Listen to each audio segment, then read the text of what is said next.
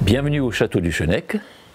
Nous avons ici une ruine du Moyen-Âge, construite sans doute vers 1150 et qui a été détruite en 1680.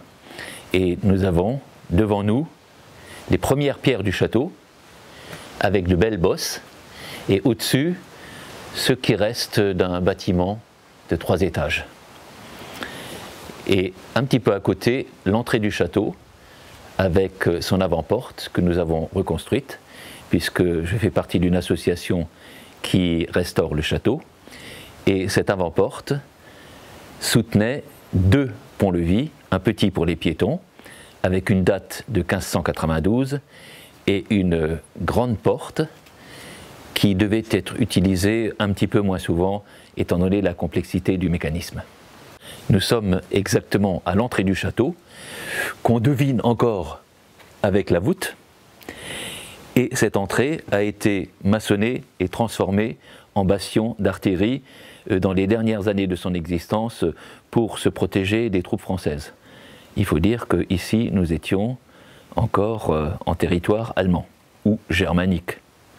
Voici cette tour que nous avons vue de l'intérieur qui a bouché la première entrée du château et qui présente de magnifiques meurtrières. Les Allemands ont un terme amusant pour ça, ils appellent ça Brillenschachten, c'est-à-dire littéralement des ouvertures à lunettes, mais ce n'étaient pas des yeux qui regardaient, c'était des canons de fusil. Donc on tuait avec élégance puisque nous étions là au XVIIe siècle. Une fois qu'on avait passé ce premier obstacle, il fallait franchir le nouveau pont-levis qui était flanqué d'une deuxième tour sur la gauche. Et une fois le pont-levis franchi, ce qui n'était pas simple puisqu'il y a des meurtrières qui vous attendaient, il y en avait une série d'autres, ici, qui devait être quelque chose comme un sas d'entrée, avec des ouvertures sur la droite, même prévues pour petits canons et surtout armes à feu. Donc pour les visiteurs non bienvenus, la mort était au rendez-vous. Donc cette partie-là a été restaurée, il fallait remonter les pierres qui étaient tombées, et surtout refaire les joints pour que l'ensemble garde sa cohérence. Nous n'avons pas remonté toutes les pierres parce que nous ne savons pas où elles se trouvent.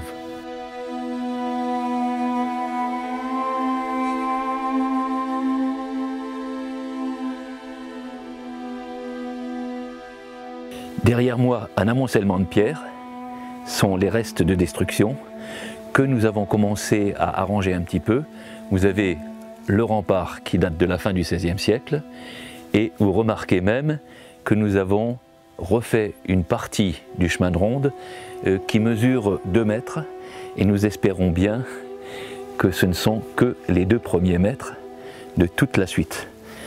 À droite, le mur est en bon état parce qu'il a été restauré, et à gauche, il est dans un triste état et nous aimerions bien un petit peu le changer. Les pierres portent des numéros qui correspondent à l'emplacement où nous les avons trouvées et des lettres qui correspondent à leur fonction. Un C pour corbeau, par exemple, ou alors M pour meurtrière, et ainsi c'est une nomenclature un petit peu propre à l'association, mais qui doit permettre après de remettre les pierres à leur place d'origine.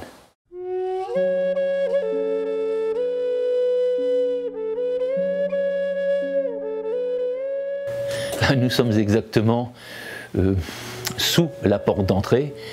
Je dirais mieux, il y a au-dessus de nous une gigantesque meurtrière qui permettait aux indésirables qui avaient réussi à entrer de prendre quelques pierres bien senties. Là, nous sommes dans la ruelle d'entrée du château, avec des dalles de grès rose par terre.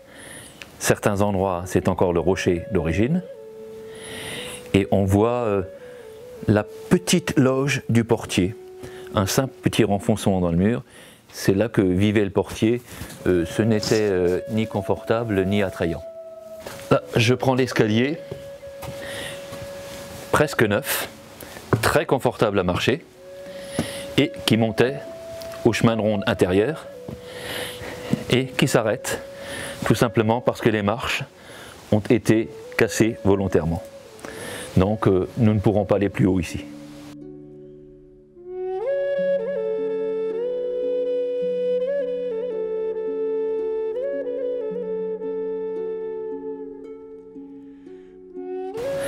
Notre plus belle réalisation, le puits. Nous avons vidé le puits en 2012 et 2013 et il ne fait extraordinairement que 19 mètres de profondeur. Et malgré cela, il y a de l'eau. Le puits donne plus de 500 litres d'eau par jour, ce qui devait pour l'époque être largement suffisant puisque la chasse d'eau était un problème annexe. Et dans ce puits, nous avons trouvé énormément de pierres, et des pierres que nous avons là autour. Ce sont des morceaux, mais qui vous montrent un oriel, l'extérieur d'un oriel, et cet oriel, qui est c'est une belle pièce, entièrement lambrissée, se trouvait au-dessus du château, sur les corbeaux qu'on voit tout là-haut.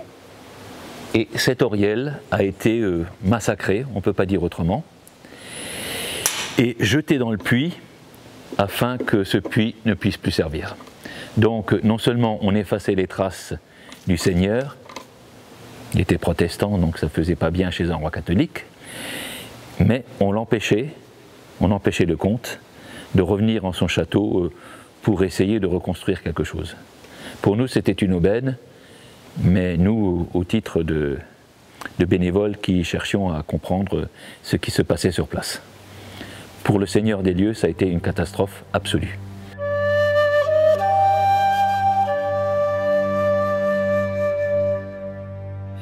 Nous avons là-haut le chaînage d'angle qui a été restauré l'an dernier par les compagnons du devoir. Et nous avons participé à la restauration en cherchant les pierres qui se trouvent devant moi, enfin qui se trouvaient par terre, dans cet amas de gravats. Nous avons retrouvé 26 rangs sur les 29 qui étaient tombés, et ce qui permet de rester tout à fait dans les règles du permis de construire qui demandait à ce que nous reconstruisions avec des pierres d'origine. Là, je suis à l'entrée de la cave, et c'est la cave personnelle du Seigneur. Elle a une dimension conséquente parce qu'il fallait beaucoup de place pour stocker les fûts, donc les fûts de vin blanc probablement, qui venaient venir de la région de Wissembourg, de chez les Alliés. Et comme nous l'avons déjà dit, plutôt du vin blanc, même de piètre qualité, que de l'eau potable de très mauvaise qualité. Donc on voit l'escalier qui descend, et au-dessus de nous, nous avons la voûte. Le Seigneur habitait directement tout dessus. On pense même qu'il avait fait installer une sorte de petit ascenseur pour qu'on lui monte son vin bien frais, tiré directement du tonneau.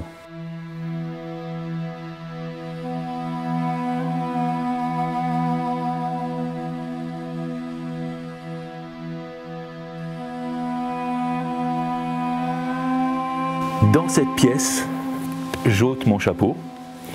Nous sommes dans la plus belle salle du château, même si elle n'en a plus l'apparence, mais c'était la salle des chevaliers, avec un confort extrême pour l'époque. Par terre, dans ces rigoles qui ne recevaient pas de l'eau de pluie, bien sûr, il y avait des poutres en chêne qui supportaient un plancher.